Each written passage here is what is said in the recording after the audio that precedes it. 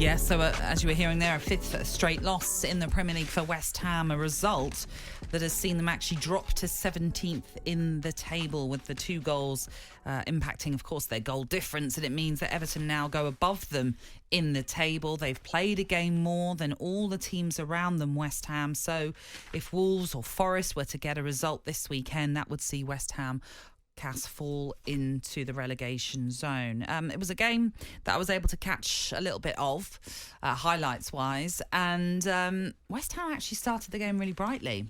They did have a number of chances in the game. They just couldn't put it away, and it ended up being quite a controlled performance, I would say, by Brentford in this one. Yeah, I mean, look, they've been struggling for goals all season. This is nothing new. They invested heavily, and players that were scoring like McElhenney and BeIN, have not got goals this year. You take the midfield, Rice and Soucek.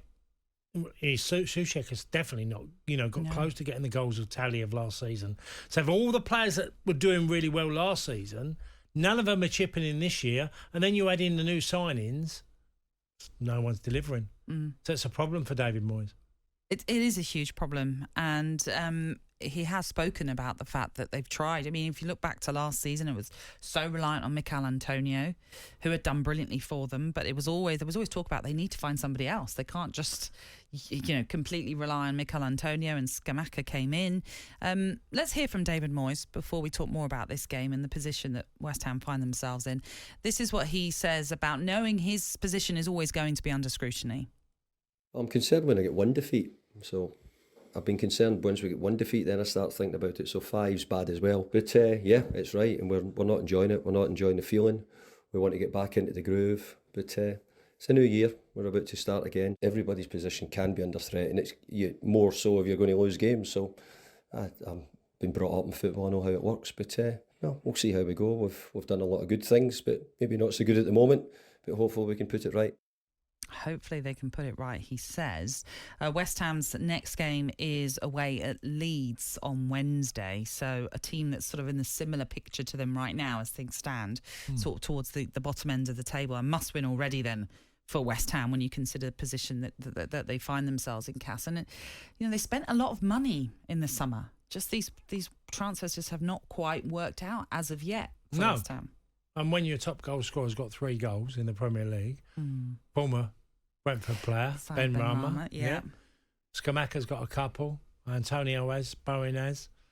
It's all... David Moyes has never been a manager that's had a really, I would say, an entertaining team from start to finish. He's always been very pragmatic about the way he plays the game. His sides have always been well structured. They're tough to beat. He just can't seem to find a side. And last year, it looked like they were going to be that side. He'd evolved as a manager and moved on and realised that, the laws of the game, you can get more goals by just, by the way you play, your style. And I thought they had that at times last season.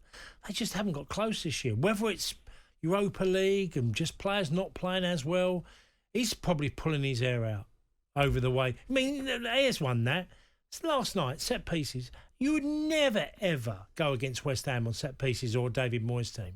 I say you've done them for the first goal, wasn't it? Well, yeah, both goals actually came from throw-ins for Brentford. So a failure, first of all, to even defend the throw-ins is going to be an issue in itself. But something you picked up on last time with Brentford when they played Spurs is a lot of their goals have come from flick-ons. Well, the first goal comes from a flick-on from Ethan Pinnock, which Christian Norgard is able to fire at